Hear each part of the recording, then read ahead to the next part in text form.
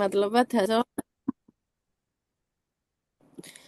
ძალიან დიდი მადლობა თაზო, მოგესალმებით ყველას. მე უფრო როდესაც შემოგვიერთდება, ვითხოვ მისგანაც დალოცვას, მამაებ რომ მოგესალმებით, როგორც ჩვენი პროგრამის ხელმძღვანელს. ძალიან მიხარია რომ კიდევ ერთხელ მოგვეცა შესაძლებლობა შეხვედრის და ამჟამად ორმაგად მიხარია რომ ჩემს საყვარელ თემაზე მოსაზრებების გაცვლის და კიდევ ერთხელ შეხვედრის შესაძლებლობა გვაქვს. როგორც თაზომ თქვა, დღეიდან ჩვენ გადავდივართ ახალ ბლოკში, რომელიც სრულიად განსხვავებულია თუ წინა ბლოკებში ჩვენ გვქონდა სუფთა საღვთისმეტყველო საკითხები, ახლა უკვე მიწევს მომიჯნავე დისციპლინებთან გადაკვეთა, როგორც არის ფსიქოლოგია, როგორც არის ფილოსოფია, როგორც არის ეთიკა, როგორც ფილოსოფიის ერთ-ერთი დისციპლინა, ქვედარგი და ასე შემდეგ. რომ აღარ გამიგრძელდეს სიტყვა, მე ახლა გავაზიარებ ჩემს პრეზენტაციას და დავიწყოთ ჩვენს თემებზე საუბარი.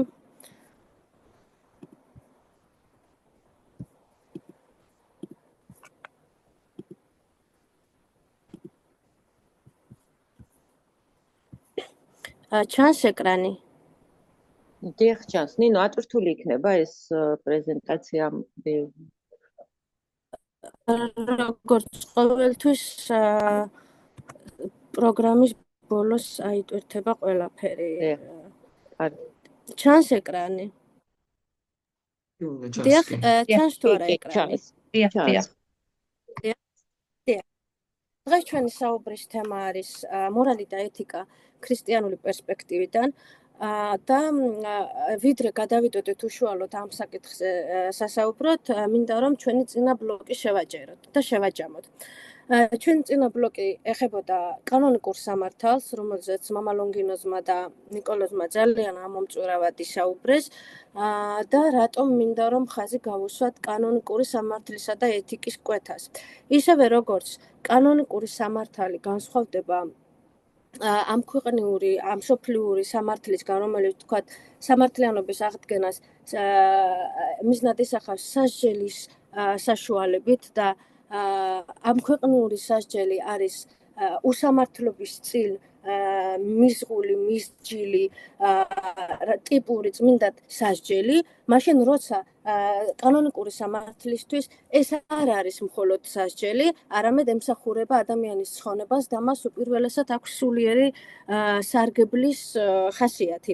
ამაზე ჩვენმა წინაორმა მომხსენებელმა შესანიშნავად ისაუბრა და ის რომ სულიერი რომ კანონიკური სამართალი მხოლოდ სასჯელს არ ემსახურება ადამიანის, არამედ მის სულიერ სარგებელს. ამაში გვარწმუნებდა აკრიბიის და ეკონომიის პრინციპიც, რომელიც ინდივიდუალურად უდგებოდა თითოეულ პიროვნებას. აი ზუსტად ავსტრალიის მთავარეპისკოპოსი მაკარიოსი, რომლის წიგნით ძალიან მალე გამოვა უკვე ქართულ ენაზეც, ამბობს, დავიმოწმებ მის სიტყვებს, რომ მრავალჯერ თქმულა და ყველამ უნდა გავითავისოთ, რომ ეკლესიის კანონები სახელმწიფო კანონთან მსგავსად როდი მოქმედებს. სახელმწიფო კანონი კაცობრირი წარმონაქმნია, ხოლო ეკლესიის კანონები სულიწმინდის მადლით და შთაგონებით ამიღებული. მათ საღვთისმეტყველო წარმომავლობა აქვთ და სოტერიოლოგიურ და ეკლესიოლოგიურ განზომილობაში განიხილება. სახელმწიფო კანონი ობიექტურად ცდილობს ყველა უკანონობის აღკვეთას, ხოლო ეკლესიის კანონს უფრო პიროვნული ხასიათი აქვს. იგი ყველა შემთხვევასა და საეკლესიო წესის დამრღვევ ყველა პირთან ერთნაირ მიდგომას არ იღებს, რადგან საეკლესიო კანონის მიზანი განაჩენის გამოტანა და სასჯელი როდია, არამედ ადამიანის ცხონება. აი ზუსტად ასეთი პრინციპით მოქმედებს ქრისტიანული ეთიკაც. და ქრისტიანული ეთიკისთვის არის მისაღები ხისტი და საყოველთაოდ მიღებული ნორმები, თუმცა ვიდრე ქრისტიანულ ეთიკაზე გადავიდოდეთ, ჯერ აუცილებლად მოკლედ უნდა მიმოვიხილოთ სახელდობრ რა არის ეთიკა და საიდან მოდის, საიდან მომდინარეობს თვით ეს სიტყვა და მისი ფილოსოფიური გააზრებაც. მოკლედ რომ ვთქვათ, დამაში ჩვენი ლექციის ბოლოს დავწმუნდებით, ეთიკა არის ადგილი ადამიანსა და ღვთის ხელებს შორის. აი ეს სულ პატარა მონაკვეთი, აი ჩვენ ვხედავთ ეკრანზე, აი ეს სივრცე, ვიდრე ღვთისა და ადამიანის ხელი შეეხება ერთმანეთს. აი ეს პატარა თავისუფალი სივრცე, სადაც ჩვენ ვრჩებით ჩვენი საკუთარი სინდისის ამარა, რათა მივიღოთ სწორი გადაწყვეტილებები ღვთისა და ადამიანის წინაშე. ჩვენ ყველამ ვიცით ეს ცნობილი ფრესკა სიქსტის კაპელიდან, მიქელანჯელოს შემოქმედება, შედევრი, ადამის დაბადება და ღვთის და ადამიანის ხელები არ ეხებიან აქ ერთმანეთს და ვიტყოდი ასე რომ აი ზუსტად ეს არის ჩემთვის ეთიკა, აი ეს სულ პატარა ადგილი, სადაც რჩება ადამიანისთვის თავისუფალი სივრცე. ამაში დავწუნდებით კიდევ ლექციის ბოლოს. ფილოსოფიური ეთიკა. რა შეიძლება ითქვას ფილოსოფიური ეთიკის შესახებ? ტერმინი ეთიკის ჩანასახის შესახებ. სიტყვა ეთიკა მომდინარეობს სიტყვიდან ეთოსი, ჩვეულება და ჯერ კიდევ არისტოტელე ნაშრომში ნიკომაქეს ეთიკა მას ამ მნიშვნელობით იხსენიებდა. სიტყვა ეთოსი ბერძენი ფილოსოფოსებიდან პირველად ჰერაკლიტემ გამოიყენა ფრაზაში კაცის ბუნება მის ბედს განკარგავს. ethos anthropo daemon. ცნობილი ფრაზა არის. ეთოსი არის ის, რაც ხშირი განმეორებით მტკიცდება და მკვიდრდება და რამდენადმე მის მეორე ბუნებადაც იქცევა. აქ გაგვახსენდება აუცილებლად პავლეს ბუნებითი სჯული, შეგახსენებთ წარმართთა, რომელთაც ჯული არა აქვთ და ბუნებითსა მას ჯულსა ჰყოფდეს, ამბობს პავლე მოციქული რომაელთა მიმართ ეპისტოლეში. ჩვეულებრივ ეთიკაზე საუბრისას ვგულისხმობთ ხოლმე ნორმების ერთობლიობას, რომელიც რომელიმე საზოგადოებაში ან რომელიმე ეპოქაში მოქმედებს. ეთიკას ორი გამოვლინება გააჩნია, ისტორიული და ფილოსოფიური. ისტორიული გამოვლინება არის აი ეს ზუსტად ეს ადამიანთა ქცევის ნორმები სოციუმში, ეთოსი, ხოლო ფილოსოფიური ეთიკა აი ამ ეთიკური ფენომენის არსს შეისწავლის. მოკლედ რომ ითქვას, ეთიკა არის ადამიანური ყოფიერების მეცნიერება. ეს ჩვენი შემდგომი ბიოეთიკის ლექციისთვის დავიმახსოვროთ, ყოფიერების, ანუ სიცოცხლის მეცნიერება. ცნება ეთიკის ფილოსოფია გამოიყენა სტრაბონმა.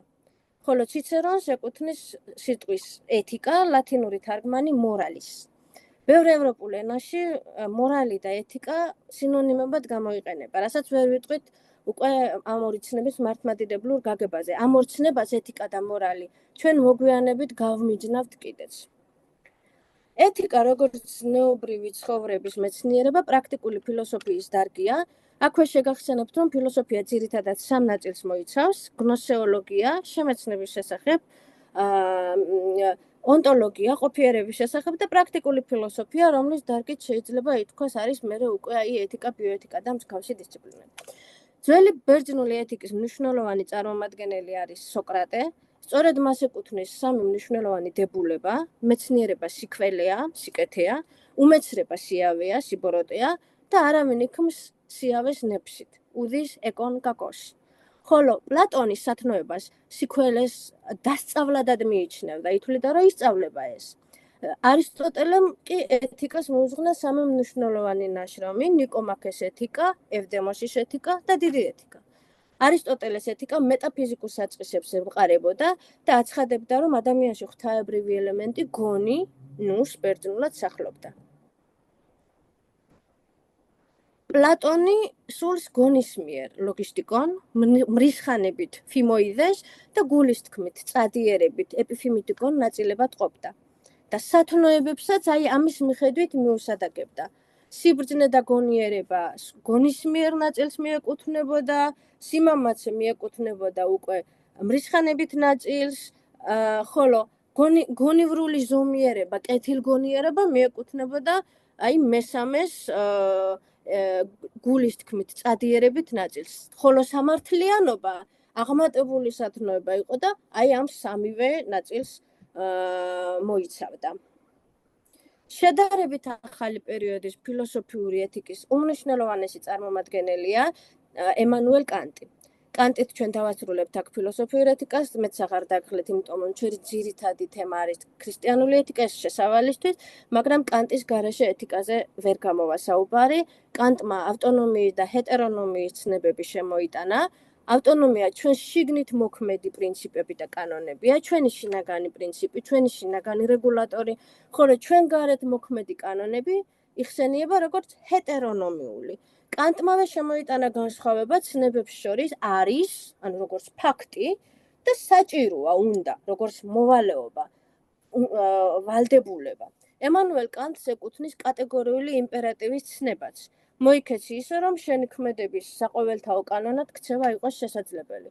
ანუ ადამიანი უნდა მოიქცეს ისე, რომ მისი ქმედების პრინციპი ნებისმიერ სხვა გონიერ არსებაზეც შეიძლებოდეს გავრცელდეს. წინააღმდეგ შემთხვევაში ამ ადამიანის ქცევები არასწორი იქნება.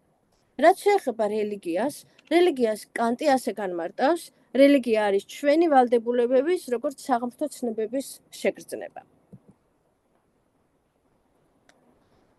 აქედან უკვე გადავდივართ ძალიან მნიშვნელოვან ნაწილზე, ეს არის ერთგვარი გარდამავალი ხიდი ფილოსოფიურ ეთიკასა და აი ჩვენს ქრისტიანულ ეთიკას შორის. ეს არის ერთგვარი wow and woo ეფექტი, ხუმრობით რომ ვუწოდოთ. ანუ სასიამოვნო და უსიამოვნო. ანუ როგორ აღიქვამს ადამიანი სასიამოვნოს და უსიამოვნოს, ცუდს და კარგს. მათეს სახარებაში ქრისტე გვეუბნება, შევედით იწროისაგან ბჭის, არამე თუ ვრცელ არს ბჭე და ფართო არც გზა, რომელსა მიჰყავს წარსაწმედელად და მრავალი ვლენან მასზე და ვით არ იგი იწრო არც ბჭე და საჭირველ გზა, რომელი მიიყვანებს ცხოვრებასა. ანუ სიძნელეს მივყავართ სასუფევლამდე, შეჭირვებას, ხოლო განშვენებით, განცხრემით ცხოვრებას პირიქით წარსაწმედელამდე. დღევანდელ სეკულარულ საზოგადოებაში ძალიან ხშირად კარგი არის ის, რაც სასიამოვნოა, ხოლო ცუდი არის ის, რაც უსიამოვნოა. როდესაც სიკეთედ მიიჩნევა ის, რაც პიროვნებად და საზოგადოებას კმაყოფილებას, ბედნიერებას, სიამეს მოუტანს, ამას ფილოსოფიურ ეთიკაში ეწოდება ევდემონიზმი. ევდემონია ნიშნავს სიამეს, სიამტკბილობას, განცხრომას. ვილჰელმ ვუნდტის მიხედვით, ერთ-ერთი ფილოსოფოსია, ეთიკური და მორალური ადამიანი არის ის, ვინც სრულიად კაცობრიობის სიკეთისთვის და არა მხოლოდ თავისი სარგებლობისთვის იღწვის. კანტი კი ამბობდა, რომ ეთიკური ადამიანი თავისი სურვილების და წადილის წინააღმდეგ მოქმედებს. აი ზუსტად აქედან გადავდივართ უკვე ალტრუიზმის და ევდემონიზმის შეპირისპირებამდე. ეს ალტრუიზმური პრინციპები სხვისთვის სიკეთის მოტანა და არა მხოლოდ საკუთარი ეგოსთვის ცხოვრება არც ფილოსოფიური ეთიკისთვის იყო უცხო. და რასაკვირველია, ძველი ბერძნებისთვის ინთავითვე არსებობდა კალოს კაღაფოს იდეალი, ანუ მშვენიერის და კეთილის, ქველის ადამიანის იდეალი. თუმცა ესეც ერთგვარი პარადოქსი იყო, იმიტომ რომ სიკეთე ყოველთვის კი სასარგებლოა, მაგრამ ის რაც სასარგებლოა, ყოველთვის შეიძლება არ იყოს სიკეთე. აი ამგვარი პარადოქსები ძალიან ხშირად გვხდება ეთიკაში და ამას ჩვენ ვნახავთ ბიოეთიკის ლექციაზეც, რომ როგორი რთული გადასაწყვეტია რა არის სასარგებლო და რა არის კეთილი. აქედან უკვე გადავდივართ არეტის სათნოების პრინციპამდე. არეტი ბერძნულიდან მომდინარეობს არ არის კოზმნადან და ნიშნავს მოვერგები რაიმე, შევეფერები და ძველ მოაზროვნეებთან ეს არის უნარი სიკეთის ქმნისა და ბოროტებისგან განშორებისა. გვახსოვს ჩვენ აი ფსალმუნის სიტყვებიც მოიქეც ბოროტისაგან და ქმენ კეთილი, მოიძიე მშვიდობა და მისდევდი მას, ანუ საღვთო გზა არის არა ის სიკეთის და არეტის გზა, არ არის მარტო ბოროტისგან მოქცევა. არამედ სიკეთის ქმნაც, ანუ საკმარისი არ არის რომ არ ქმნა ბოროტება, არამედ სიკეთეც უნდა ქმნა. და როგორც ჩანს, აი ეს პრინციპი ზოგადი ეთიკისთვისაც არ იყო უცხო და ამას ვნახავთ თუ რამხელა ბმა არსებობს ქრისტიანულ ცნობიერებასა და აი ძველ ცნობიერებას შორის და როგორ მოქმედებს ღმერთი თვით არაქრისტიანულ საზოგადოებაშიც კი. ჩვენ ახლა გადავალთ ქრისტიანულ ეთიკაზე, ვფიქრობ, რომ ძალიან არ გაგვიგრძელდა სიტყვა შესავალში ფილოსოფიური ეთიკის მიმოხილვისას და ქრისტიანული ეთიკის საქმელად ძალიან დიდი მნიშვნელობა აქვს, რომ გავიაზროთ ადამის დაცემის მნიშვნელობა ქრისტიანული ეთიკისა და ამ ქვეყნიური მორალის გააზრების საკითხში და აი ამის სოტერიოლოგიური ასპექტები. შეგახსენებთ, რომ სოტერიოლოგია არის გამოხსნის შესახებ სწავლება, ჩვენი წინამომხსენებლებიც ალბათ არაერთხელ ახსენებდნენ ამას, მაგრამ კიდევ ერთხელ რომ გავიხსენოთ, ეს არის ქრისტეს მიერ კაცობრიობის გამოხსნის შესახებ ეკლესიის სწავლება. აქ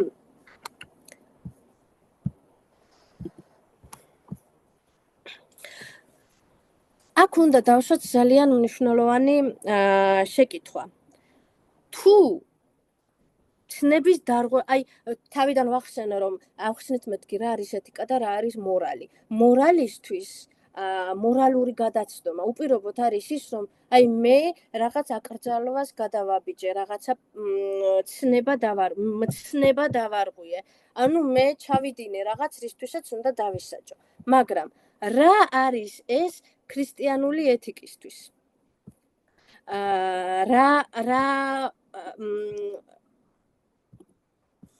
რა არის ცნების დარღვევა და რა არის მორალი ქრისტიანულ ცნობიერებაში?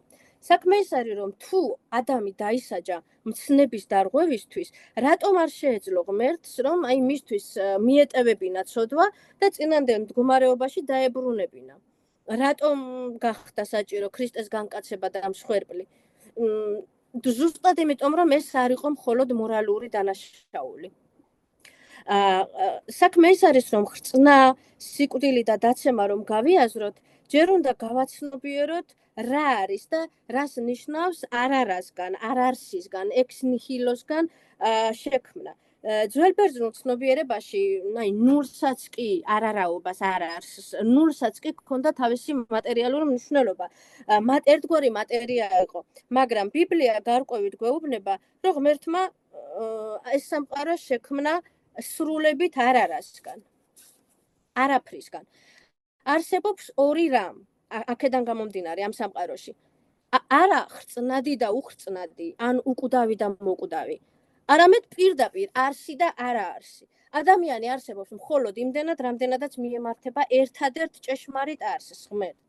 და რამდენადაც და როგორც კი განეშორება, მიიქცევა ეგრევე არარასგან, საიდანაც გამოვიდა. იგი პირდაპირ არარსებობიდან არის გამოხმობილი. ახლა რაც შეეხება ხატებას და მსგავსებას, რომელიც ასევე საკვანძო საკითხია აქ, ქრისტიანული ეთიკის გასააზრებლად. ხატება და მსგავსება, ეს ორი ელემენტი, ადამიანში იმთავითვე იყო ჩადებული ხატება როგორც მუდმივი ელემენტი და მსგავსება დინამიური ელემენტი, რომლისთვისაც ადამიანს უნდა მიეღწია. ადამი ჯერ კიდევ არ იყო სრულყოფილ მდგომარეობაში, ერთგვარ ჩვილის მდგომარეობაში იყო და მსგავსებისთვის უნდა მიეღწია, მაგრამ დინამიკაში უნდა განვითარებულიყო. თუმცა მთელი ტრაგედია იქიდან განვითარდა, რომ ადამმა და ევამ ეს მოინდომეს დროზე ადრე და რაც მთავარია, ეს მოინდომეს ილუზორული და წარმოსახვითი გზით.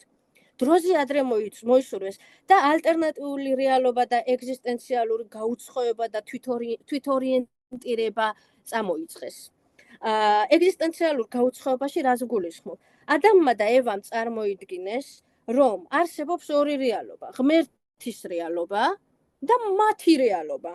და გადაწყვიტეს, რომ კი, ჩვენს რეალობაში, ჩვენს ცხოვრებაში განვაგრძოთ ყოფნა, ჩვენ თვითონ ვიყვეთ ჩვენი თავის ღმერთები. გვახსოვს ხო რა უთხრა მათ გველმა, მაცდურმა. ანუ ზუსტად ამ ილუზიის გამო ადამიანი უკვე აღარავის მიემართება, არარასკენ მიიქცევა შესაბამისად, საიდანაც წარმოსდგა და ზუსტად ეს არის სიკვდილი და აი ეს არის სიკვდილის შემოსვლა ამ სამყაროში. შესაბამისად სიკვდილი არის შედეგი და არა სასჯელი, რომელიც ღმერთმა დაადო მათ. ახლა იკითხავს მავანი, რომ აბა რა არის სიტყვები, რომელიც ღმერთმა უთხრა, რომ ამიერიდან თქვენ ტკივილით შობთ შვილებს, ოფლით და სისხლით მოიპოვებთ თქვენი არშობის პურს, მოკვდებით და ასე შემდეგ. ეს არის უბრალოდ უწყება ღვთისგან. რა იქნება მათი ქცევის შედეგი? მათი ავტონომიის შედეგი, ღვთისგან ავტონომიის შედეგი. და ეს ჩანს ზუსტად ადამიანის დაცემის შემდგომ საქციელშიც. და რა შრება ადამი? ის ღმერთს გარეშე პირად აღიქვამს უკვე და როდესაც ღმერთი ეუბნება, რომ ადამ სადა ხარ, ადამი იმალება. და აი ზუსტად ასე დაიმალება მთელი ისტორიის განმავლობაშიც. აი ეს გაუცხოება და თვითკმარად გამოცხადება უკვე მკაფიოდ გამოხატა გერმანულმა ფილოსოფიამ, რომელზეც აღარ შევჩერდებით. მთელი ეგზისტენციალისტი ფილოსოფოსები ამაზე საუბრობენ, თუმცა ძალიან გაგვიგრძელდება სიტყვა, ამაზე ნამდვილად არ შევჩერდე, უბრალოდ აღვნიშნავ, რომ აქ ადამიანი უკვე აი ამ მდგომარეობაში მარტო რჩება საკუთარი ყოფიერების უფსკრულის წინაშე. აქედან გამომდინარე, უკვე ღმერთს ადამიანი არ დაუსჯია, მორალური გადაცდომისთვის არ დაუსჯია, რომ ერთ მშვენიერ დღეს სასჯელი მოეხსნა. რა კი აი ეს ხრწნადობისკენ მიქცევა იყო, აი მთელი ეს ტრაგედია. ახალი გარემოების და გარემოს შექმნა იყო საჭირო, რომ ადამიანი პირველდან მდგომარეობას დაბრუნებოდა. ახლა ჩვენ წარმოვიდგინოთ დაღმართზე დაგორებული ქვა. ქვას ხომ არ შეუძლია, რომ თავისი ძალებით დასძლიოს ეს თავისი სიმძიმე, ვარდნა, გრავიტაცია და თვითონვე აგორდეს ზემოთ. ქვა ვერ აგორდება ზემოთ, თუ ვინმე არ შეაშველა ხელი და თუ არ ჩაერია რომელიმე გარე ძალა. და რაც მთავარია, ღმერთს როგორც შემოქმედს ამ სამყაროში, აი ამ ახალი გარემოსი და გარემოებების შექმნა შეეძლო. და თანაც ისე, რომ ადამიანის თავისუფალი ნება არ შეებღალა. ხატებაზეც მინდა ვთქვა, რომ ხატება არ დაკარგულა, მხოლოდ შეიბღალა და აი არც ხელახალი კოსმოგონია და სამყაროს შექმნა გამხდარა საჭირო, არამედ მხოლოდ განახლება, რომელიც პავლეს თანახმად ადამიანთან ერთად ელმის და იტანჯება. რომაელთა მიმართ ეპისტოლეში, როგორც ამბობს პავლე მოციქული. აი ზუსტად ქრისტე ქმნის აი ამ ახალ რეალობას. ვითარცა ჭეშმარიტი ღმერთი შემოქმედი და გაუცხოების მთელ ამ ტკივილს თვითონ იტვირთავს ვითარცა კაცი. ჩვენ გვახსოვს ჯვარზე მისი სიტყვები ელი ელი ლამა საბაქთანი ღმერთო რა ისათვის დამიტოვე მე და აი ზუსტად ამ სიტყვებს წარმოთქვამს კაცობრიობის მაგიერ, რომელიც მიმოხეტიალობს აი ამ გაუცხოების წვდიათში და თავიდან უხსნის შესაძლებლობებს და ეს არის აი გამრუდებული მიმართულების მოსწორება და არაერთჯერადი პატიება ან მსხვერპლშეწირვის აქტი. აი ეს ავტომატურ ხსნას არანაირად არ ნიშნავს. ჩვენ ყოველჯერზე ვაკეთებთ ისევ არჩევანს და არ ვაკეთებთ მორალურ არჩევანს მხოლოდ, არამედ ვაკეთებთ ჩვენ ქრისტესთან პიროვნული ურთიერთობის არჩევანს. ყოველჯერზე აღსრულდება ქრისტეს მსხვერპლშეწირვა ჩვენთვის და ეს ნიშნავს მთელი ადამიანური ბუნებისთვის შესაძლებლობების აღდგენას, ნადიმზე მიწვევას ნიშნავს. მაგრამ წვეულთან ერთად რო რჩეული გახდე, ეს უკვე პირადინება არის საჭირო. აი ზუსტად იქ არის ის თავისუფალი ადგილი ადამიანსა და ღმერთის ხელებს შორის ჩვენი ლექციის დასაწყისში რომ აღვნიშნეთ. იმ პატარა ადგილშია ზუსტად აი ის წერტილი, სადაც ჩვენ ვწყვეტთ გავხდეთ თუ არა წვეულთან ერთად რჩეულიც. სწორედ აი ამიტომ დღეს ხოლმე ეკლესიაში აწმყოდროში დღეს დამოეკიდების ძელსა, დღეს იშვების ქრისტიანო, დღეს არის ის ესქატოლოგიური რეალობა, დღეს დგება მსხვერპლშეწირვის მომენტი ჩვენთვის და დღეს არის ქრისტეს წინაშე სულიერი და ეთიკური და ზოგადად სწორი ადამიანური არჩევანის გაკეთების დრო. და ზუსტად ეს არის მარადიული ციკლი, რომ ყოველ ახალ ადამიანს პირადად გაუხსნას ახალი გზა და მისცეს არჩევანი, რომელიც ადამიანმა მაშინ უარყო და ყოველი ადამიანი პირადად აღდგეს და დაეფლეს ქრისტესთან ერთად და დაინახოს, რომ იესო ქრისტე გუშინ დღეს და იგი თავად იარს უკუნისამდე, როგორც ამბობს პავლე. აი ზუსტად ახლა კიდევ თავიდან გიზიარებთ ჩვენს პრეზენტაციას ერთი წუთით ბოდიში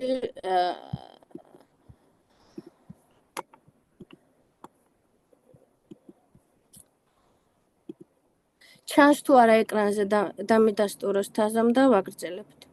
ჩანს. დიახ. და ზუსტად აი ეს არის შეცოდების ამარტიას, როგორც ონტოლოგიური მარცხის, როგორც ყოფიერების მარცხის, ასტოხიას ეძახიან ამას ბერძენი მამები და თეოლოგები, გააზრება და არა როგორც ლიტონი მორალური გადაცდომა. ასტოხია ნიშნავს ფიასკოს, მარცხს, გზიდან გადახვევას, დაბნევას. და ეს არ არის უბრალოდ სასჯელი, რომ მორალურად რაღაცა დავაშავე და ვიღაცამ შემინდო ან არ შემინდო.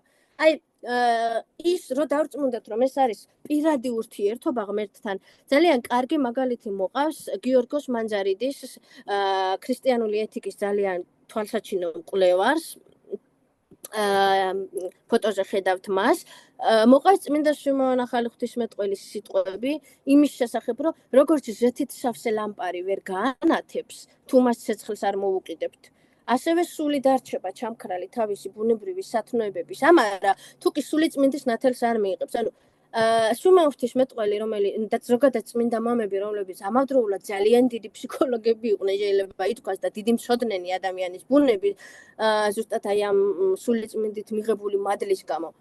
და ჩვენ მე ალბათ მამასაბას ლექციებზე დავწმუნდებით, როგორი ძლიერი გადაკვეთა არსებობს ფსიქოლოგიასა და წმინდა მამების შორისაც. აი ზუსტად ამიტომ, რომ ის იცოდა წმინდა სვიმეონმა, რომ ადამიანს თავისი ბუნებითი სათნოებები, ანუ არეტი გააჩნია, ზუსტად ის, რაზე ჩვენ ფილოსოფიურ ნაწილში ვისაუბრეთ. ზუსტად ეს გააჩნდა ადამიანს, იცოდა სვიმეონმა, თუმცა ეს არაფერს ნიშნავდა ჩამქრალი დარჩება სულიწმინდის ნათელთან შეხვედრის გარეშე. აი ეს არის ზუსტად ქრისტიანული ეთიკის და ფილოსოფიური ეთიკის კვეთა, რომელიც ახლა გადავდივართ. რომ შევადაროთ ახლა. რელიგია ზოგადად მიზნად ისახავს ცხონებას, ხატებიდან ღვთისმსგავსების მიღწევას, ფილოსოფიურ ეთიკაში კი ასეთი კატეგორია არ არსებობს და ფილოსოფიურ ეთიკას ესქატოლოგიური ხასიათი, სასუფევლისკენ მიმართული ხასიათი არ გააჩნია. რაც შეეხება ცოდვების შენანებას, ფილოსოფიური ეთიკისთვის დანაშაულის განცდა ნეგატიური ფენომენი უფროა და არსით და სიღრმით ქრისტიანული სინანულისგან განსხვავდება. ფილოსოფიური ეთიკა ადამიანის ამჟამინდელი მდგომარეობის ეთიკაა, ხოლო ქრისტიანული ეთიკა ქრისტეში განახლებულ ადამიანს მიემართება. ქრისტიანულ ეთიკას აპოკალიფტურ ეთიკას უწოდები და აპოკალიფსი არა იმ გაგებით მეორედ მოსვლა და ასე შემდეგ, არამედ როგორც აპოკალიფსი, ღვთის განცხადება, გამოცხადებითი ეთიკა, ღვთის გამოცხადება სამყაროსადმი და მისი შემოსვლა ისტორიაში. ეს არის ქრისტეს სახარებისეული ეთიკა. შეიმოსეთ ახალი კაცი, ღვთისამიერ დაბადებული, სიმართლითა და სიწმინდითა ჭეშმარიტებისათა ეფესელთა მიმართ ეპისტოლეში, როგორც ამბობს პავლე. და ყველაფერი წყდება ქრისტეს პრიზმაში, ქრისტიანულ ეთიკაში. აი როგორც ისევ პავლე მოციქულს დავიმოწმებთ, გინათვის ჭამდეთ, გინათვის სმიდეთ, გინათუ რასაც აიქმოდეთ, ყოველსავე სადიდებელად ღვთისა იქმოდეთ, კორინთელთა მიმართ ეპისტოლე. თელ ცხოვრებას მოიცავს, ასე ვთქვათ. პავლე არ განყოფს ადამიანის ცხოვრების ასპექტებს, იქ იყავით ქრისტიანები და იქ არა. სრულიად ცხოვრებას მოიცავს ქრისტე. შესაბამისად, ქრისტიანული ეთიკის წყაროები, წმინდა წერილი და წმინდა მამათა გარდამოცემაა. ეს თანამედროვე ავტორები კი მანძარიდისი იქნება თუ სხვა ნებისმიერი ავტორი, რომლებიც ქრისტიანულ ეთიკას ძალიან სიღრმისეულად განხილავენ, უბრალოდ აი ამ წყაროთა ინტერპრეტატორებად შეგვიძლია მივიჩნიოთ. მთავარი წყაროები ქრისტიანული ეთიკისთვის წმინდა წერილი და წმინდა მამათა გარდამოცემაა. ბუნებითი ჯული, დაუწერელი კანონი და სახარებისეული კანონი არსებითად ერთია. და მას საერთო წყარო ყავს ღმერთი, თუმცა ცხადია ეს სახარების ეთიკურ ნორმებამდე დაყვანას საერთოდ არ ნიშნავს. ახლა რაც შეეხება სათნოებას, არეტის, როგორც ვახსენეთ, ქრისტიანულ ეთიკაში არის არა ფსიქოლოგიური მოცემულობა, ეს მხოლოდ ეს თანდაყოლილი სიქველე, არამედ ონტოლოგიური ურთიერთობა, ონტოლოგიური ყოფიერებითად ურთიერთობა, პიროვნულად ურთიერთობა ღმერთთან. სათნოებები პავლეს მიხედვით, გადავხედოთ რა არის სათნოებები პავლეს მიხედვით, არის უბრალოდ რაღაცა უნარები, რომლებსაც ფლობს ეს ადამიანი, თუ სულიწმინდის ნიჭები. სიყვარული, სიხარული, მშვიდობა, სულგრძელება, სიტკბოება, სახიერება, სარწმუნოება, მყუდროება, მარხვა, მოთმინება, გალატელთა მიმართ ეპისტოლეში გვაქვს, ხო? ყველას აქვს აბსოლუტურად აქტიური ხასიათი. მოითხოვს ან ურთიერთობას, ან თავზე მუშაობას და საკუთარ თავზე მუშაობას და ღვაწლს. არც ერთი არ არის ისეთი, რომ თქვა, რომ მე მაქვს თანდაყოლილი ეს და მორჩა, შემიძლია გულხელდაკრეფილი ვიჯდე და ეს სათნოება დარჩება ჩემთან. ყველა არის ღვაწლის და მოყვასთან და ღმერთთან ურთიერთობის შედეგი. ღმერთი არის სიკეთის აბსოლუტი ქრისტიანულ ეთიკაში. სხვა ყველა სიკეთე მასთან თანაზიარებითია. განღმრთობას რაც შეეხება, ანუ მსგავსების მიღწევას, ხო? ჩვენი ყველას ამოცანაა ეს. განღმრთობა არ არის ადამიანის გაიგივება ღმერთთან, არამედ მადლის მიერ მის ენერგიებთან თანაზიარება. აი გრიგოლ პალამაზე თუ მოგვიხდა შემდეგ საუბარი ამ თემაზე, შეგვიძლია რომ უფრო სიღრმისეულად ვისაუბროთ. მოკლედ რომ ითქვას, ადამიანი არ არის თვითკმარი. და ზუსტად აი აქ გადის ბეწვის ხიდი ბიოეთიკისთვისაც, ჩვენი მომავალი ლექციისთვისაც, რომ ადამიანი არ არის თვითკმარი და რა გადაწყვეტილება უნდა მიიღოს მან სიცოცხლესა და სიკვდილთან დაკავშირებულ საკითხებზე, რომლებსაც განაგებს ღმერთი. შემდეგ, ძალიან საინტერესოა ჯულის, როგორც აღვირის გაგება. აი ფსალმუნში გვაქვს ჭიმითა და აღვირითა უქცინე ღაწუნი მათნი, რომელნი შენ არა მოგეახნეს. ანუ ჯული არის ერთგვარი აღვირი, ერთგვარი ბერკეტი ადამიანისთვის. და მორალი როგორც იმპერატივი კანტისთვის ვიხილეთ ზემოთ, ერთგვარი შინაგანი აღვირი ესეთ. ხოლო აი ქრისტიანული ეთიკისთვის, ქრისტეს ეთიკისთვის ქრისტეს ეთიკისთვის ეს არის სიყვარული, ეს არის ურთიება. ეს არის ზუსტად ის ადგილი, კიდევ ერთხელ ვიტყვი, ადამიანსა და ღმერთის ხელებს შორის ის პატარა ადგილი, სადაც მე უნდა უთხრა პასუხი ქრისტეს, რომელიც მეკითხება სიმონზე, ო იონას, გიყვარმეა? და კი უფალო უწყი რამე თუ მიყვარ შენ. ანუ აი ამ პასუხს ელოდება ღმერთი და აი ზუსტად აქედან იწყება ქრისტიანული ეთიკა და სწორედ ესაა ის სივრცე მეთქი ახლა რომ ახსენე და ამით მაგიტო დავიწყე ლექცია და მე ამაზე საუბარს უკვე ბიოეთიკის საკითხებით გავაგრძელებთ და ბიოეთიკა უკვე კონკრეტული და ძალიან პრაგმატული მაგალითები იქნება იმაზე სასაუბროთ თუ როგორ შეიძლება ქრისტიანმა აი ამ სეკულარულ და ძალიან პრაგმატულ გარემოში იესოს უპასუხოს დიახ უფალო უწყი რამე თუ მიყვარ შენ. ეს იყო ჩემი სათქმელი, ვფიქრობ არ დაგღალეთ და დანარჩენი შეგვიძლია უკვე რომ გავაგრძელოთ დიალოგით.